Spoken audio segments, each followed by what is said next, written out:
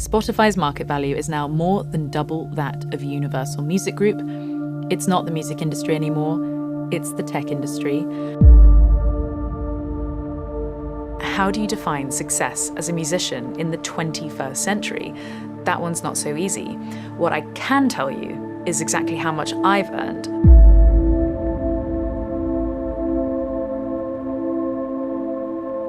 Touring for artists at any level also involves a great deal of expense and risk, and when you're shouldering the burden yourself as an independent artist, it can get scary.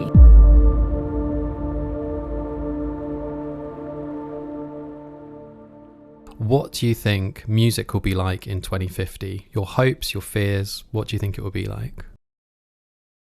My hope is that it will be much more focused on the sort of like micro artist, the 1,000 true fan artist.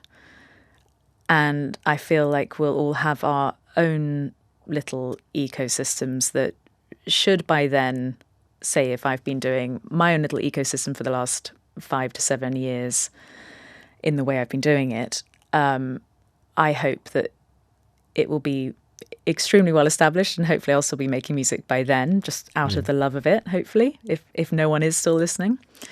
And my fear is that that people right now are not valuing music enough to become the musicians that we need.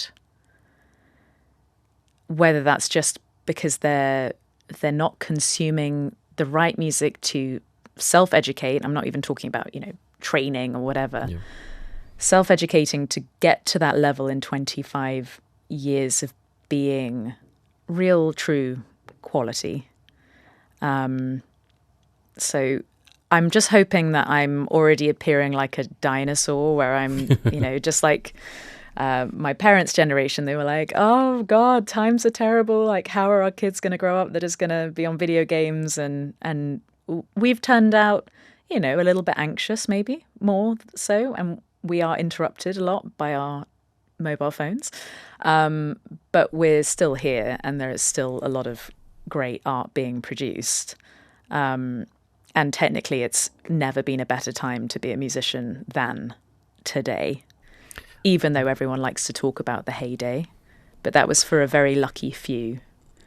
And so your optimism there is one of the reasons why I wanted to interview you, because I think I share most of your criticisms that you've had in your videos of Spotify and how different platforms work. But I also share your optimism and the kind of first part of your answer there, talking about having this like independent ecosystem.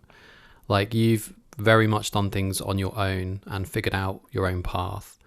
And I guess, like, we talk lots about crisis in the industry. Like, I was just seeing that another chain of kind of guitar shops and music stores just closed. And like, we know what's happening with grassroots venues, and you did a great video about that.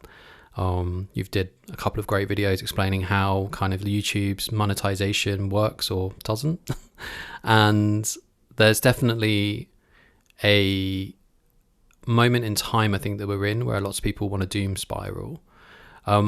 Why do you think now is the greatest time to be an artist?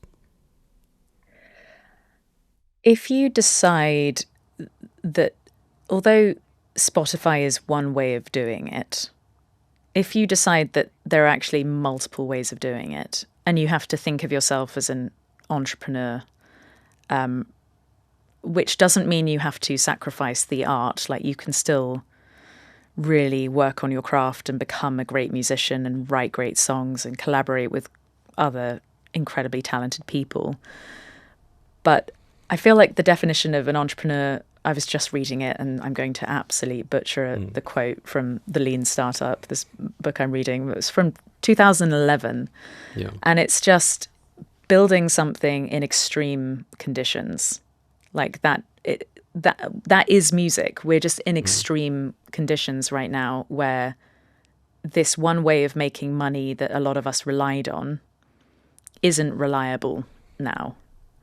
But there are alternatives. And you just have to be really switched on about how you're willing to make money, because you have to make money to be existing. Like, it's so expensive to live. So it's just being like, I'm angry at certain things, and how, Spotify will be like, oh, well, we're helping artists. And I just recently read that they've started this mental health support for a mental health charity, which in one way is amazing. Yeah. But in another way, it's like, just pay musicians what they deserve rather than you pocketing billions. And then maybe they won't have so many issues. Yeah. Because well, Daniel X also started like a private healthcare company as well, alongside his investment in war technology and drones. And it's like, that's how you want to spend your money from music?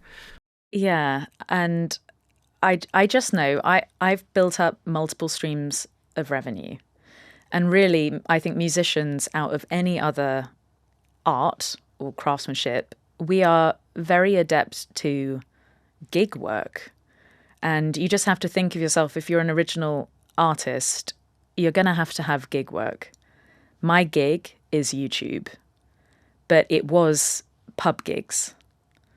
It was weddings. It was teaching. It was temping. So I was used to holding multiple streams of revenue and just, hoping I covered my rent and covered my expenses. And now it's just different, and it's in public. It's just shifted to digital platforms. Yeah, it's just all digital. Even my physical merchandise is sold through my Shopify store, which you have to learn how to run as an artist now. So I feel like I like making a stand, but I have to also provide, if I'm going to show the problem, I also have to help provide a solution. And that's just by building what I'm building in public. And people can take or leave my advice, and I share my failures. But I love having two kinds of voice. I like having my art and my songs, and I like them being kind of untouched by having to earn money. But I've actually built an audience who support that original music so much that I'm a very, in one way, very successful independent artist.